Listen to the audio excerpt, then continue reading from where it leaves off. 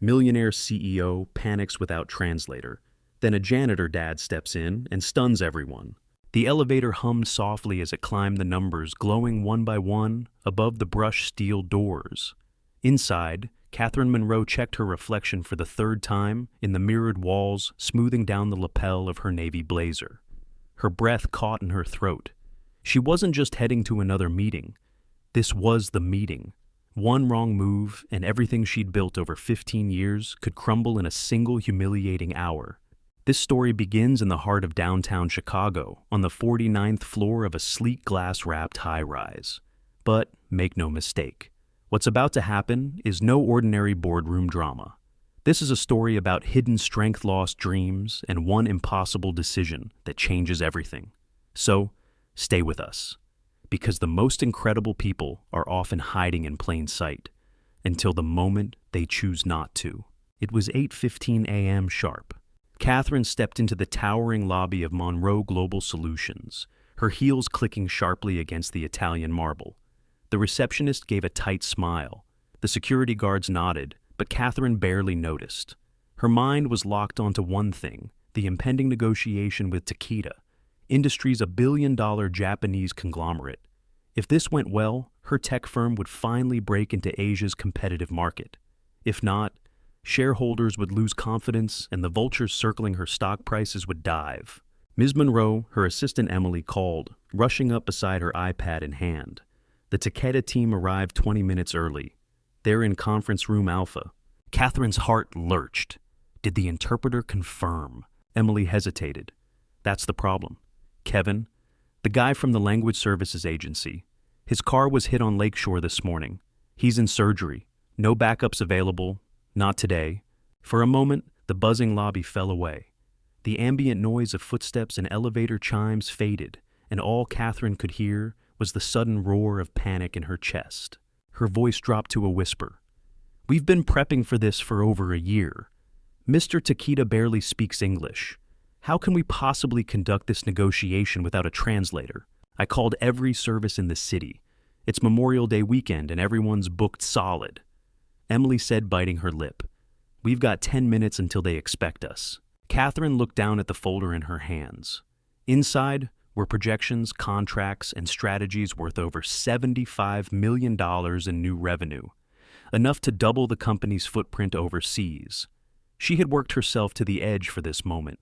Now it could all fall apart because of one missing man. She nodded slowly, her voice barely audible. Keep trying.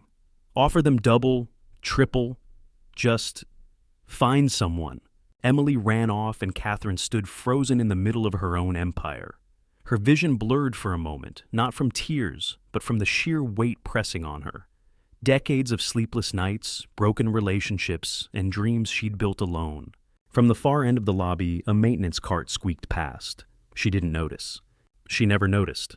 Not him. Every night long after the lights had dimmed and the executives had gone home, Luis Delgado walked the same halls with a mop in hand and quiet purpose in his step. He didn't wear a nameplate, but everyone called him Lou. It was easier that way. He never corrected them.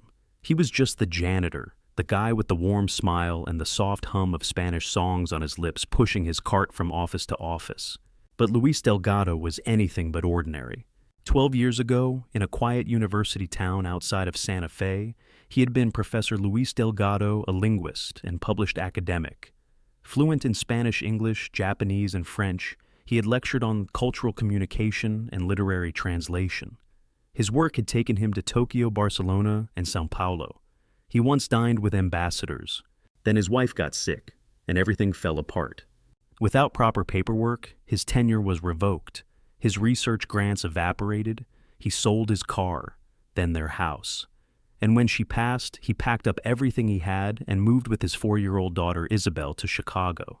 A new city, a new start, and the only job that would take him without asking too many questions, night janitor. He never complained, not once. Because every hour he scrubbed floors and emptied trash cans was another meal, another school supply, another rent check for Isabel. She was 11 now, smart, sweet, and convinced her dad could fix anything with just his hands and a smile. This morning Luis had arrived early. He liked the quiet before the buzz. It reminded him of the library stacks where he once translated ancient texts. Now he wiped down coffee stains from polished boardroom tables. He'd just finished tidying up the corridor outside Conference Room Alpha when he saw them. 3 sharply dressed Japanese men seated stiffly around the table, their briefcases unopened, their expressions unreadable. He recognized the oldest man from past visits, Mr. Takeda, the CEO himself. He always nodded politely to Luis and left a tip folded beneath his teacup. But today Takeda looked agitated. He was checking his watch repeatedly. The others murmured in quick Japanese frustration, rising with each passing moment. Luis understood every word. "This is disrespectful," one of them said. "We flew 13 hours to be kept waiting." Luis's hands froze on the mop handle. Then he heard a sharp voice echo from the corridor. Catherine Monroe. She stood near the elevators, a steel spine wrapped in panic. He had seen her before, always composed, always fast-paced. But now her voice trembled. "I just need 10 more minutes," she was pleading with her assistant. "I'll go in there and Stahl say there was a delay. Anything, just buy us time." From the hallway, Luis caught every word. And he caught something else too, desperation. The kind he recognized. The kind he'd felt when doctors used words like inoperable. The kind that made you willing to beg if it meant one more shot at hope. He looked at the folder in her hands, the way her fingers gripped the edges like they were lifelines. And he looked at the polished boardroom doors just steps away. The silence inside. He thought of Isabel. Then he remembered something his wife once whispered to him. Louis God doesn't give gifts so we can bury them under silence. He gives them so we can lift others when they fall. His mother had said something similar. With a deep breath, Louis straightened up. His gray polo was wrinkled, his name badge slightly smudged. But he felt every inch the professor he once was. Maybe more. Because now, he wasn't stepping forward for prestige or applause. He was stepping forward because someone needed him. "Ms. Monroe," he said, gently approaching her, like one might approach a frightened animal. She blinked, startled. "Louisa, I'm sorry, this really isn't—" "I speak Japanese," he said simply. She stared at him. "You... what?" He nodded, calm, sure, fluently. Inside the boardroom, the men were beginning to stand, murmuring in finality. Luis moved past her before she could stop him, straightened his shoulders, and stepped through the doors. Luis entered the boardroom like a man walking into the past and rewriting it. 3 suits turned toward him with confused expressions. Mr. Takeda narrowed his eyes. Luis gave a respectful bow, palms pressed together. Then in smooth, fluent Japanese he spoke, "Honored guests, please accept our deepest apologies for the delay. Ms. Monroe has the utmost respect for your time and your organization. She is fully prepared to begin discussions that will benefit all parties involved." Silence. Then, surprise. Takeda blinked, clearly taken aback. "You speak Japanese?" he asked cautiously, still in his native tongue. Luis offered a slight smile. "Yes, sir. I studied and taught the language for many years before joining Monroe Global Solutions. It would be my honor to assist in today's discussions, if you'll permit it." Catherine was still frozen in the doorway, watching the impossible unfold.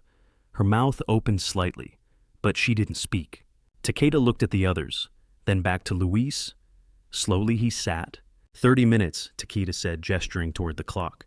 "Let us see what your company has prepared." Luis nodded, then turned toward Catherine. "Ms. Monroe," he said gently, "they are ready to hear your proposal." It took her a second to recover. Then, like a performer stepping into the spotlight, she walked in, eyes locked on Luis like he was a lifeline thrown across a canyon. The next half hour unfolded like magic. Luis didn't just translate words. He bridged worlds. His interpretations carried tone nuance and cultural context. He knew when to soften technical language, when to mirror deference, when to emphasize vision.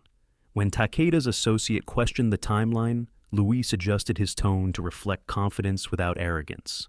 When Catherine mentioned market synergy, he framed it in terms of legacy and family honor, values deeply rooted in Japanese business culture. Catherine had never seen anything like it. With every minute, the room shifted, stiff postures relaxed, arms uncrossed, questions flowed, smiles cracked, and Takeda, The man who was ready to walk out of the room now leaned forward, studying charts and diagrams with active curiosity. Luis, still wearing his janitor's uniform, had somehow taken control of the most critical meeting in the company's history, with nothing but a mop cart parked outside and the quiet force of his voice. Finally, after Catherine finished presenting, Takeda leaned back in his chair and spoke in measured Japanese. This collaboration, it is promising, but more than that, I see potential for something greater than profit. Luis translated, his voice steady. He says your proposal represents more than just numbers. It's about building trust between cultures. He's impressed by your dedication and the diversity of talent within your organization. Catherine looked at Luis, for the first time really looked at him. Gone was the tired man who changed light bulbs at night. In his place was someone sharp, eloquent, essential. Someone who had just salvaged the most important deal of her career with nothing more than words and willpower. "Can you really handle this?" she whispered, half in awe, half in hope. Luis met her eyes and smiled. "Before I was your janitor," he said softly, "I was a professor of linguistic anthropology. I've translated everything from patent law to 14th century poetry. But today, this means more than all of it." And in that moment, Catherine did something she rarely did. She let go. She let go of control of assumptions of fear, and she trusted. "Let's finish this," she said. And they did. As Takeda and his team signed the preliminary documents, Luis stood beside Catherine, not as support staff, but as a vital bridge between two worlds. When the meeting ended, Takeda stood and extended his hand, not to Catherine, but to Luis. "You are a very special man," he said in English slowly. "Your company is lucky to have you." Catherine nodded. "You have no idea." As the delegation exited, the boardroom fell quiet. Catherine turned to Luis. The air between them changed, thick with gratitude, with awe, with something more. "You saved us," she said. Luis looked down at his calloused hands still trembling. "No," he murmured. "You just finally saw me." 3 days had passed since Luis Delgado had stepped out from behind his mop cart and into the most important meeting of his life, and Catherine Monroe's. The deal with Takeda Industries made headlines in every major business outlet. Monroe Global secures landmark Asian partnership. Analysts praised the strategy, but behind the polished headlines, no one knew the truth. The real miracle hadn't been corporate. It had been human, and Catherine couldn't stop thinking about it. She'd requested Luis's file the morning after the meeting. What arrived on her desk was thinner than a client memo. Luis Delgado, age 39, hired as facilities maintenance technician, single parent, emergency contact. Isabel Delgado, age 11. That was it. No mention of his education, no hint of his expertise.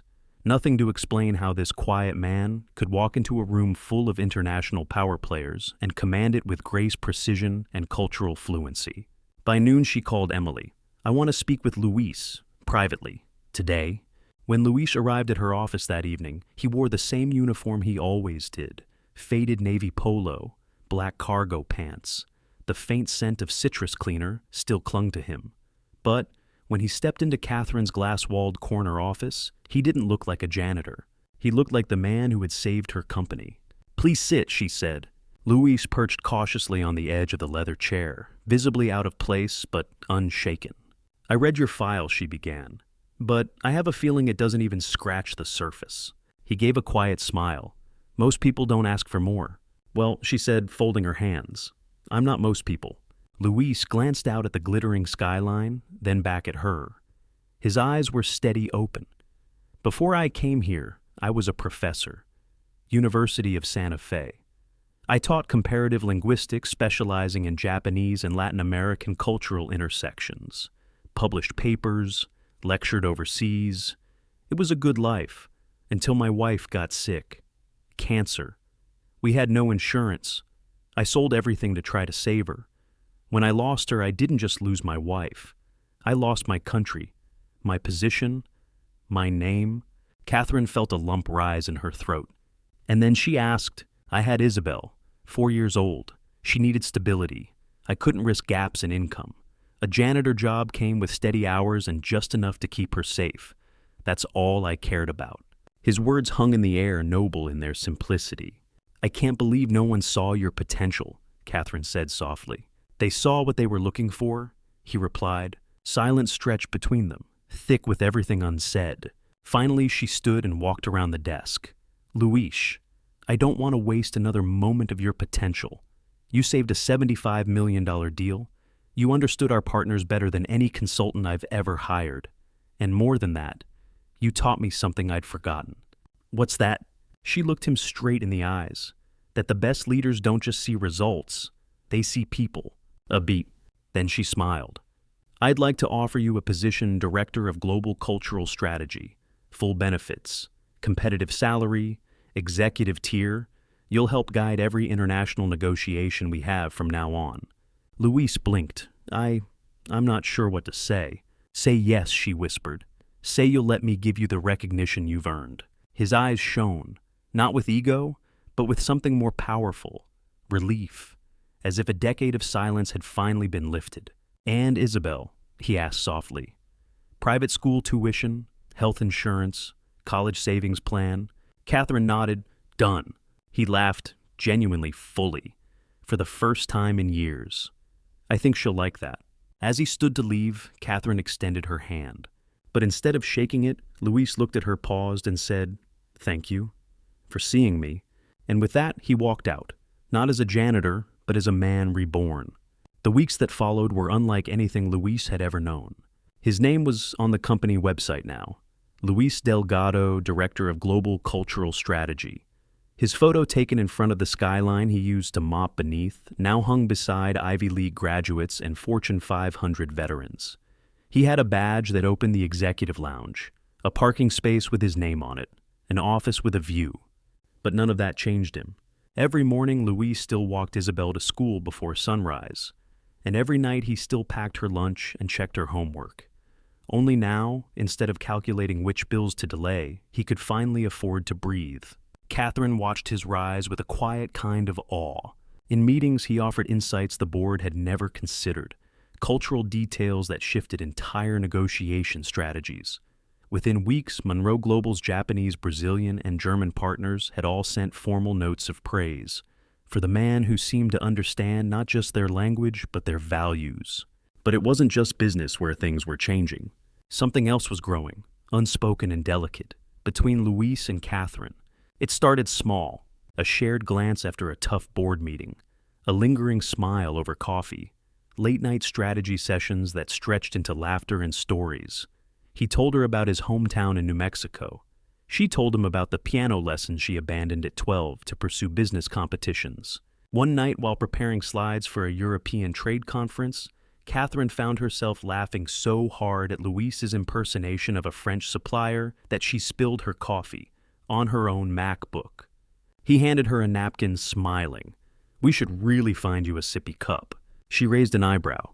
I am still your boss, you know. I'll alert HR, he teased. But beneath the banter was something real. A slow-burning warmth that neither dared name. Still, everyone around them could see it. You smile when he walks into a room, her assistant Emily noted one afternoon. And you never smile. Catherine gave a half-laugh, half-scoff. It's not like that. Emily tilted her head. Isn't it? And Catherine had no answer. Because maybe, just maybe, it was like that. Meanwhile, Luis found himself waking up earlier, just to reread her messages. He couldn't remember the last time he cared what someone thought of his opinions. Now he found himself deleting and rewriting a simple email, just to make her laugh. But it wasn't easy. He still felt the line, the invisible boundary between where he came from and where she lived. She was polished, connected, and powerful. He still had oil stains on the seat of his car. She wore designer heels. He had one pair of dress shoes purchased secondhand the day after his promotion. Still, the distance between them seemed to shrink every day. Then came the fundraiser. It was a black tie gala for a literacy nonprofit Monroe Global sponsored. Luis had never been to anything like it. He arrived in a borrowed tuxedo, his tie slightly crooked, his shoes too tight. When he stepped into the ballroom, his heart pounded like it hadn't in years. And then he saw her. Catherine, in a midnight blue gown, hair, swept-back eyes lit by soft chandelier light. She saw him and smiled. Not the reserved CEO smile she gave investors, but the one that made her eyes crinkle at the edges. "Mr. Delgado," she said, walking toward him. "You clean up well." He laughed nervously. "I didn't know which fork to start with, so I brought my own." She laughed, then leaned in, whispering, "Just follow my lead." That night, as they swayed slowly to a live jazz trio on the ballroom floor, she looked up at him and asked, "What are you thinking?" He hesitated, then softly, "That this feels impossible." She looked into his eyes, the best things usually do. And just like that, the line between them faded, not erased, but blurred by mutual respect, shared scars, and a truth neither could deny any longer. They weren't just working together. They were becoming something together. It was a Tuesday afternoon when everything shifted. Luis was in a strategy meeting with the European expansion team when his phone buzzed. Unknown number, urgent. He ignored it. Then came a second call, then a third. Finally, he stepped out into the hallway and answered. "Mr. Delgado." The voice on the other end was unfamiliar, calm but clinical. "This is Nurse Haley from Ridgeway Elementary. We need you to come immediately. Your daughter Isabel." She collapsed during recess. Time froze. The phone nearly slipped from his hand. "She's breathing, but the paramedics are on site. We're transporting her to St. Luke's Children's Hospital. You're listed as her emergency contact." Luis didn't remember how he got downstairs. Didn't remember tossing his blazer across the passenger seat. Just the screech of tires and the tight, hot panic rising in his throat. By the time he reached the ER, Isabel was already inside. Tubes in her arms, a mask over her face, tiny body dwarfed by the hospital bed. Catherine was already there. She had been in a board meeting when Emily relayed the call. She'd canceled everything and arrived before Luis, insisting they add her name to Isabel's file, just in case. He didn't ask how she knew to come. He was too busy praying. For 2 hours they waited outside the glass room, doctors moving around Isabel like ghosts in scrubs. Luis sat motionless, elbows on knees, hands clasped so tightly his knuckles turned white. Catherine sat beside him the entire time. No talking, just presence. Then finally, Dr. Chen stepped out. Young, calm, holding a clipboard. She had a febrile seizure, he explained gently, brought on by a severe ear infection and a rapid spike in temperature. It looks dramatic, but it's actually common in children her age. She'll be okay. Luis didn't hear the rest. He slumped forward, head in his hands, overcome with relief. His shoulders shook. Silent tears streamed down his cheeks. Catherine reached for him. He leaned into her, unthinkingly, instinctively, and for a moment the polished walls of professionalism crumbled. It wasn't CEO and director anymore. It was just two people holding on to what mattered most.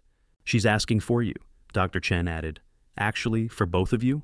Inside the softly lit hospital room, Isabel looked up from her bed with sleepy eyes and a weak smile. "Papi," she whispered. "Miss Catherine." Luis rushed to her side, kissing her forehead gently. "You scared me, mi corazón," he said softly. "I was scared too," she whispered. "But they said you were here, and Miss Catherine stayed with me." Catherine knelt beside the bed, tears in her eyes. "Of course I stayed, sweetheart." Isabel looked between them. "Are you two friends?" she asked with childish curiosity. Luis chuckled through his tears. "We're something like that. She talks about you a lot," Isabel added, pointing at Catherine. "She says you're brave and smart, and you make her feel strong." Luis glanced at Catherine. She was staring at Isabel with a look he hadn't seen before. Not just tenderness, but a kind of silent longing. Catherine reached out and held Isabel's tiny hand. "You're pretty strong yourself." As the girl drifted back to sleep, the room fell quiet again. And then, Luis turned to Catherine. "I never told you," he said quietly, "but when I lost my wife, I thought I'd buried my heart with her. I didn't think I could ever feel something again." She nodded, not trusting herself to speak. "But then, you saw me, and something changed." He paused. "I don't know what we are, or where this goes, but I do know one thing. I don't want to do any of this without you." Catherine blinked back tears. "I don't either." And in the stillness of that hospital room, under the soft beeping of monitors and the rhythmic rise and fall of Isabel's chest, something unspoken became real. Not dramatic, not rushed, just real. They sat there hand in hand as daylight faded outside and the night settled over the city. The crisis came like a storm front, sudden, dark, and threatening to wash away everything. 3 weeks after Isabel's recovery, Monroe Global's boardroom filled with urgent voices and grim faces. A private equity firm, Kensington Ridge Capital, had made an aggressive move, a hostile takeover offer, proposing a 35% premium over market value for shareholder stock. To most investors, it looked like a golden parachute.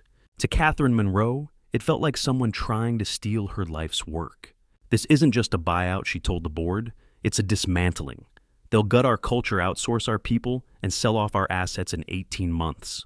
Whispers circled the room, doubts, concerns. The financial offer was tempting. Even loyal board members wavered. And then, eyes turned to Luis. Since the Takeda deal, his reputation had grown. Internally, people called him the Bridge. Externally, partners praised his cultural insight and deal-making finesse. But this was different, bigger, messier. Luis, Catherine said quietly, "I need your help." He rose from his seat, calm as ever. "May I?" he asked the board, motioning to the presentation screen. What followed was part business case, part battle cry. He began with numbers, partnerships in Japan, Brazil, Germany, each one brokered through authentic trust. He showed signed agreements, letters of intent, scheduled expansions. But then he shifted. "We're not just another tech firm," he said, locking eyes with the room. "We've become a global community because we've built relationships that no spreadsheet can replicate." He clicked to a photo of himself in Tokyo, bowing beside Mr. Takeda. Then one from Frankfurt, shaking hands with Klaus Meyer, their German manufacturing partner. Then another seated beside small business leaders in Sao Paulo. Monroe Global isn't just Catherine's vision anymore. It's ours, mine, yours. Everyone's who's invested in what this company represents. If we sell now, we lose more than money. We lose meaning. The room was still, and then Luis delivered the pitch that would change everything. What if he said, voice low, we didn't need to sell? What if I could secure enough direct international investment in 72 hours to rival Kensington Ridge's offer, without giving up control? Gasps, skepticism. Someone laughed. 72 hours. That's impossible, said one board member. Not impossible, Luis said, steady, urgent, but not impossible. Catherine stood beside him. He's done more in 3 days than some of our advisors have done in a year. Why would foreign partners invest now? CFO Maria Jennings asked. Luis stepped forward. Because they're not just investing in projections. They're investing in people, in a company that understands cultural respect. In me, in Catherine, in us. A long silence followed. Then one by one, the heads around the table nodded. Luis had 72 hours. That night, while most executives went home to dinner and Netflix, Luis set up his war room in the glass-walled conference suite. Catherine brought him coffee. Emily brought takeout. Isabel texted, "Go, Papy, go," with 3 fire emojis. Luis worked through time zones like a maestro conducting a symphony. 10 p.m. Tokyo. Mr. Takeda confirmed a $6 million expansion commitment. "You saved our deal. We will not let you fall," he said. 2 a.m. Frankfurt. Klaus Meyer pledged $5 million. Your understanding of our culture turned a partnership into a friendship. 4 a.m. São Paulo. Mariana de Oliveira committed $4.15 million, citing trust and long-term vision. 6 a.m. Toronto. An old friend from Luis's academic days at a Canadian university offered $2 million through his logistics company. Noon. Back in Chicago. Luis had secured $21.5 million in signed pledges, and more were still rolling in. Catherine visited between meetings, watching the wall of pledges grow. Flags pinned to maps, handwritten notes from CEOs, screens showing video messages of support. And then the game changer. At 5 p.m., Luis got a call from Dev Patel, CEO of an Indian tech firm they'd barely courted. "I heard what you're doing," Patel said. "It's bold. It's what this industry needs. Count us in, 10 million. By the time the board reconvened the next morning, the total was $37.6 million. Matching Kensington Ridge's offer and surpassing it in long-term value. Luis stood in the center of the boardroom again, not as a janitor, not even just as an executive, but as the man who had saved them. Again. Catherine spoke last. "You all know what this company means to me," she said, voice catching. "But what I've learned, what Luis has shown me, is that the strength of Monroe Global doesn't come from me alone. It comes from believing in people others overlook, from choosing community over cash." The board voted unanimously. The takeover was dead. After the meeting, Catherine and Luis stood by the windows looking out at the city. "You did it," she whispered. "No," Luis said, turning to her. "We did it." He took her hand, and for the first time, it wasn't a gesture of gratitude. It was a promise. 2 months after stopping the takeover, the Monroe Global headquarters was unrecognizable, not in its appearance, but in its energy. There was a buzz in the air, a sense of momentum, of unity. Departments that rarely spoke were now collaborating. Teams across time zones were working seamlessly. And at the center of it all was Luis Delgado. His transformation had become legend inside the company. People swapped stories about the janitor who saved the CEO. But to those who worked closely with him, Luis wasn't just a hero. He was the heartbeat of the company's new identity. Global, grounded and guided by empathy. But it was Isabel who changed everything again. It was a Saturday morning. Luis was in the kitchen flipping pancakes when she looked up from her coloring book and asked Poppy, "Are you going to marry Miss Catherine?" Luis nearly dropped the spatula. "I mean, she continued totally serious. You love her, right? And she loves us. That's what families do, right? They stay." Luis sat beside her, taking in her words. In her innocence, she'd spoken the truth he'd been too cautious to face. Later that evening, he called Catherine. "We need to talk," he said gently. They met at a quiet coffee shop they used to frequent back when Luis still wore a maintenance badge. The barista remembered them. The power couple, he joked. Luis smiled nervously, a small velvet box tucked in his coat pocket. "Catherine," he began, "when I stepped into that boardroom all those months ago, I thought I was just saving your business meeting. I had no idea. I was starting the most important journey of my life." She reached across the table, took his hand. "You didn't just save my meeting," she whispered. "You saved me. You showed me that success isn't about what you build, but who you build it with." Luis pulled out the box. Inside was a simple ring, nothing flashy, just honest. "Catherine Monroe, you saw a janitor and believed in something more. You gave me back my voice, my dignity, my purpose. Will you let me spend the rest of my life proving that your faith in me was worth it?" Her eyes brimmed with tears. "Yes," she whispered. 1,000 times yes. 6 months later, the rooftop garden of Monroe Global was transformed into a starlit wedding venue. Colleagues from every continent flew in. CEOs, interns, engineers, janitors.